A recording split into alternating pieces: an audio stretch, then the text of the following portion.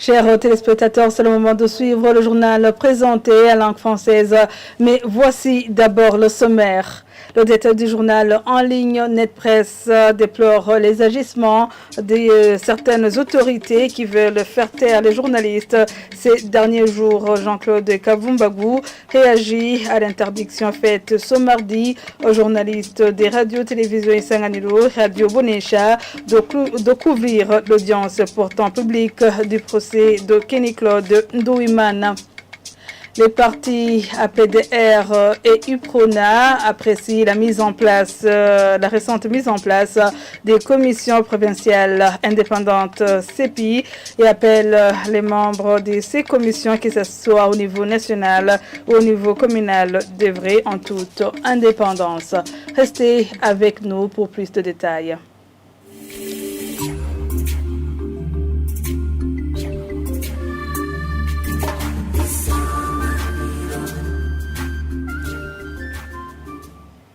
Page média pour ouvrir ce journal. Il est déplorable d'entendre que les journalistes de la radio-télévision Isanganiro et Radio Bonesha ont été interdits de couvrir l'audience publique du procès de Kenny Claude Ndouimana ce mardi au tribunal de grande instance d'Omukaza en mairie de Bujumbura. Ceci est dit par Jean-Claude Kavumbagou, journaliste expérimenté, directeur des publications du journal en ligne NetPresse. Pour lui, le siège voulait empêcher aux journalistes d'être au courant des révélations qui n'étaient pas de nature à faire plaisir aux personnalités impliquées dans ce procès. Suivi. Quand une audience est qualifiée de publique, c'est-à-dire que tout le monde a accès à cette audience. En d'autres termes, que l'on soit journaliste, que l'on soit parenté du détenu, que l'on soit une personne totalement quelconque, on a droit à assister à cette séance et même de se faire une opinion sur le déroulement de la séance. En d'autres termes, il n'y avait aucune raison que l'empêche des journalistes d'assister à cette séance, surtout que c'était un confrère qui devait comparaître. Il n'y avait aucune raison de la part de la présidente du siège. Bon, en tel comportement, c'est-à-dire il doit y avoir le contenu de l'audience qui n'était pas de nature à faire plaisir aux autorités et qui devait être caché au public. Mais cela, c'est un effort inutile. Pourquoi? Parce que même les gens qui étaient là, qui ne sont pas des journalistes, vont rapporter ce qui a été dit. Donc les journalistes ou les autres populations sauront ce qui a été dit, même si on a voulu cacher la réalité.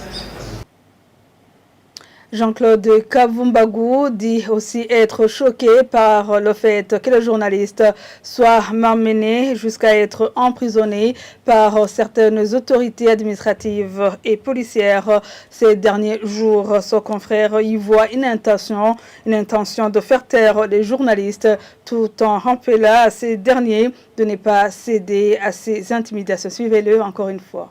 Effectivement, il y a une sorte d'intimidation des journalistes ces derniers jours, probablement parce que nous sommes à la veille des élections législatives et communales de l'année prochaine. Je sais qu'il y a un journaliste qui a failli être enlevé ici à Kamenge. Il y a un journaliste de la radio-télévision Isanganiro qui a des difficultés dans la province de Gitega. Il y a un autre journaliste d'Iwachu qui a été persécuté, toujours à Gitega, des journalistes qui ont été intimidés. Donc ici, par des jeunes à Rumonge, il y a des projectiles qui ont été jetés sur le siège du journal Iwachu. Il y a dernièrement un journaliste du magazine Jimbere qui a été emprisonné. Donc c'est vraiment déplorable de la part de ceux qui intimident les journalistes. Pourquoi? Parce qu'au départ, celui qui s'occupe de la justice est connu. Ce n'est pas l'administrateur, ce n'est pas un jeune Imbonerakure, ce n'est pas n'importe qui. Il y a des gens qui sont vraiment désignés pour s'occuper de la justice au Burundi. Ce n'est pas n'importe qui. C'est dommage. Bon, alors, il faut dire que même les journalistes ne sont pas décents. Il y a des journalistes qui abusent probablement. Je n'ai pas de cas pour le moment, mais certainement qu'il doit y en avoir. Je voudrais demander à tous les journalistes d'être vraiment professionnels pour faire correctement leur travail, parce que ce sont des citoyens comme tout le monde, et ce sont des patriotes, après tout, qui sont des références de la société. Les fonctionnaires partant à la retraite seront désormais munis des lettres d'actualisation de leur carrière pour les faciliter à obtenir les indemnités y afférentes. Veniste Muyawaga, ministre de la fonction publique, l'a dit à Rumongue ce lundi, réagissant aux lamentations observées au sein de cette catégorie de fonctionnaires l'année dernière. Jean-Pierre Missago. Selon le représentant communal du syndicat qu'on appelle ça Rumongue, les enseignants partis à la retraite le 30 juin 2023 n'avaient pas de lettre d'actualisation de leur carrière et n'ont pas par conséquent obtenu à temps les indemnités irrelatives. Innocent Douimana, représentant ce syndicat, voudrait que cette situation ne se reproduise plus. Une autre question soulevée par ce syndicaliste a été de savoir à quand la levée de la mesure suspendant la retenue sur leur salaire des cotisations des membres syndicaux. Lors de sa descente à Rumongue ce lundi, Veniste Muyawaga, ministre de la fonction publique, du travail et de l'emploi, par rapport à la non-disponibilité à temps des lettres d'actualisation de la carrière pour les gens partant à la retraite, dit que c'est une situation due au fait que l'âge à la retraite a été ramené à 60 au lieu de 65 ans et un grand nombre de fonctionnaires se sont retrouvés dans cette catégorie sans la disponibilité préalable de leurs lettres. Mais le ministre Muyawaga dit que ceux qui les ont demandés par après les ont obtenus et rassure que son ministère s'active pour que cela ne se reproduise plus. À la question de savoir à quand la levée de la mesure suspendant le retrait à la source des cotisations syndicales, Veniste Muyawaga répond que des listes actualisées des membres syndicaux sont exigées à chaque syndicat et les syndicats qui se sont déjà exécutés sont en train d'être rétablis dans leurs droits et demandent aux syndicats qui ne l'ont pas encore fait de s'y conformer. Page politique à présent, le parti APDR apprécie la récente mise en place des commissions provinciales électorales indépendantes CEPI.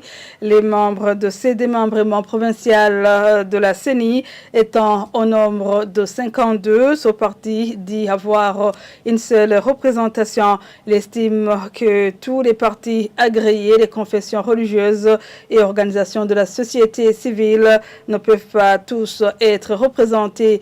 Il les suggère plutôt à ces parties prenantes de confectionner des listes de ceux qui pourront figurer dans les commissions électorales communales indépendantes. Le parti APDR a un membre dans les CEPI. Donc vous savez que c'était au nombre de 52 personnes. C'était un nombre minime. Comme il y a 5 provinces, c'est 52 personnes. Ce qu'on peut dire, c'est que nous sommes satisfaits de ce qui s'est passé parce que ce sont des CEPI multicolores. On a trouvé que 8 partis sont représentés dans différentes CEPI. N'oubliez pas qu'aujourd'hui, il y a 36 partis agréés au Burundi avec 52 personnes où on peut trouver les partis politiques, les associations sans but lucratif, les confessions religieuses, même aussi les organisations de battoirs. C'était vraiment difficile d'insérer tous les partis politiques. Mais aussi, même les partis sont égaux devant la loi, mais au niveau de représentation, les partis ne sont pas égaux. Il y a des partis qui ont des représentants au niveau des conseils communaux, au niveau des parlements. Il y a des partis qui sont par pied jusqu'au niveau local. C'est pourquoi tous les partis ne devraient être parmi les CEPI. L'appel que je peux lancer, c'est que tout simplement, dans la mise en place de ceci, il faut qu'aussi on fait les multicolores, il faut ajouter toutes les parties prenantes. Mais aussi les partis politiques ne devraient pas être se décourager. Ceux qui n'ont pas eu dans les CEPI, il faut aussi postuler au niveau de ceci pour avoir cette chance. Mais n'oubliez pas que le parti APDR dit que les partis politiques veulent le pouvoir. Ce n'est pas les CEPI, les ceci. Donc il faut arranger à ce que tous les partis politiques qui vont répondre aux élections vont mettre en place les mandataires politiques pour suivre tous les bureaux de vote, ce qui se passe dans les bureaux de vote. Puisque la grande tâche se trouve au niveau de quoi? Des bureaux de vote.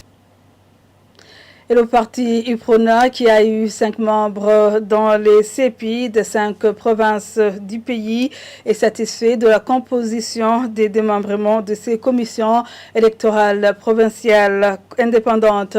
Ceci est dit par le porte-parole de cette formation politique, Ernest Nahimana, déplore toutefois la mise en place tardive de ces commissions et appelle les membres de ces dernières, que ce soit au niveau national ou au niveau communal, à d'œuvrer plutôt en toute indépendance. Suivez l'honorable Ernest Nahimana. Le parti UPRONA a donné quelques propositions des membres qui voulaient qu'ils fassent partie des CEPI.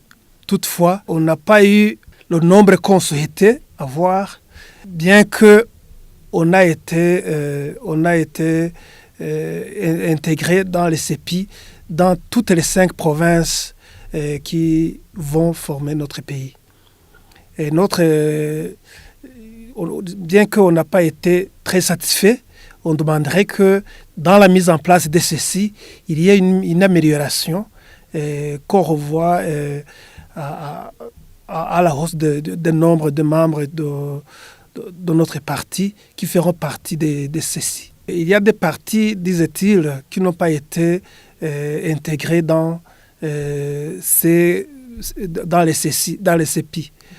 Alors, pour ces gens-là, nous aimerions faire un appel à ceux qui sont responsables de la mise en place de ces organes, de voir comment intégrer tout le monde, tous les partis politiques si possible, et surtout ceux qui sont sur terrain. Ceux qui sont sur terrain, ils pourront avoir cet accès de faire partie de ces CEPI, puisque les CEPI c'est déjà fait, mais quand même, il y a moyen de corriger et satisfaire presque tout le monde.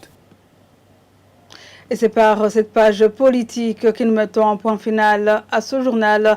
Merci à vous tous de l'avoir suivi.